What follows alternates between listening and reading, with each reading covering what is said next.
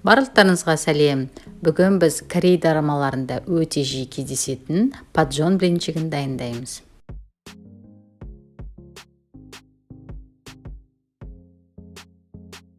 Көріп отырғандарыңыздай, құрамы өте қарапайым заттардан құралған. Көк пияз бен сәбіздің орнына кабачки, не болмаса пекинский капуста, сондай сияқты әртүрлі көкөністерді қоссаңыздар болады.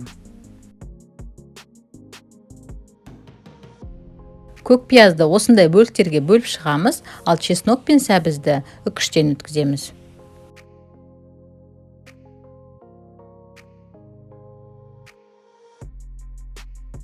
Енді құймақтың основасын дайындаймыз. Суға ұн және барлық специялар, тұз, бұрыш және жұмыртқаны қосып, жақсылап біркелкі болғанша араластырамыз.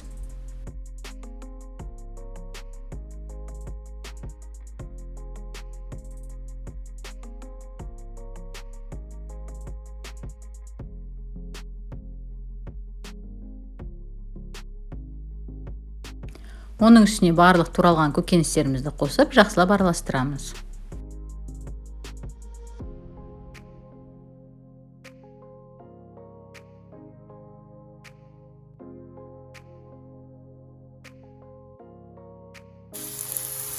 Табаға біраз мөлшерде май қосып, оны жақсылап қыздырып, оның үстіне жаңағы дайын болған начинканың жартысын жақсылап салып шығамыз біркелкі етіп.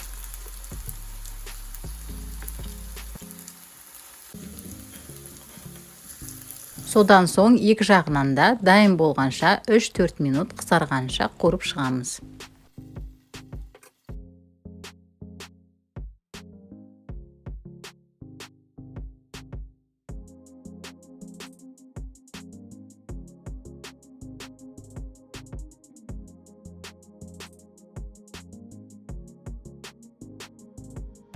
Енді начинканың екінші бөлігінде дәл осылай қорып шығамыз, яғни бағанағы ингредиенттерден осындай 2 лепешка шығады.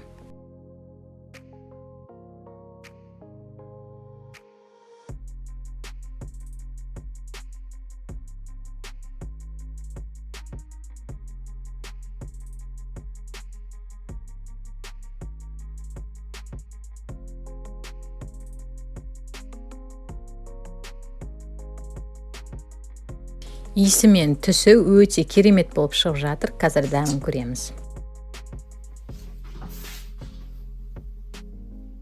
Түрлері енді керемет әдемі болып шықты. Қазір дәмін көреміз. Негізі оны осындай соусқа батырып жейді. Кішкене батырып.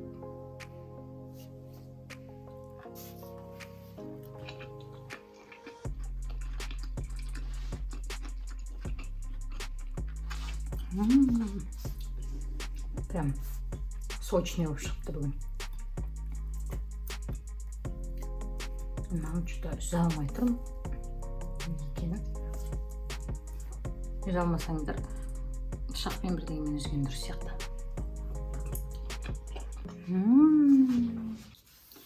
Менің білетінім майын қуырар кезде көбірек қосу керек, аямай. Өйткені мен 1-2 рет майын азырақ қосып істеп едім. Дәмсіз болып кетті. Сухой, қатты, сондай болып қалды. Сондықтан майын аямаңыздар.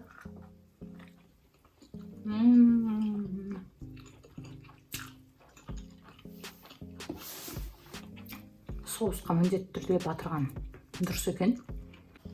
Мінекей менде осындай кочуджанмен соус бар. Осыны қазір салып, осыған батырып көремін. Бір дорамадан көргенде осыны былай жеп жатты негізі. Осылай. Палочкамен осылай жеп. Осылай алады. Сосын бір қызыл соусқа батырған. Қызылға батырып көрейік кішкене. Қатты ащы емес, то есть.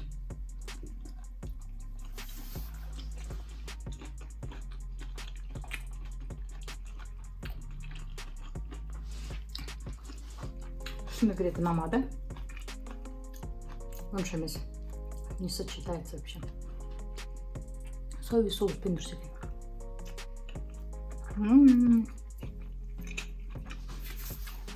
Мен бәрін өзім бітіріп отырмын.